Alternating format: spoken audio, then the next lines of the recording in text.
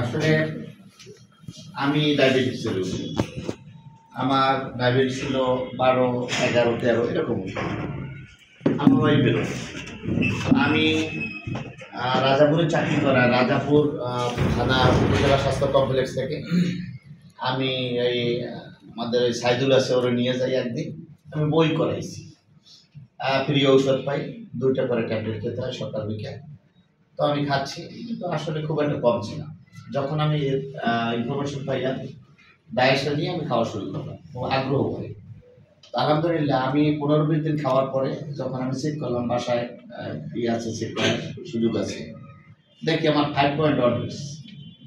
আমি খুব আনন্দের সাথে ওয়াইফকে বললাম, এই তুমি একটা মেপে দেখো, আমারটা কিন্তু খুব কমছে, আমি স্বাভাবিক এখন। তো সে অত গুরুত্ব দেয় না, চাকরি করে ব্যস্ত থাকে, সেখান থেকে ক্লাসে গেছে। পরে সে একদিন মাইপে করে আমাদের 4 হয়েছে, কিন্তু তো বেশি কমে গেছে। পরে আবার মাসে দেখে 6 হয়েছে, তার মানে এখন নিয়ন্ত্রণে আছে।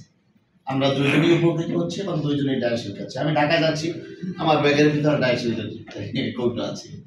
তো আলহামদুলিল্লাহ আমি উপকৃত হচ্ছি। ধন্যবাদ।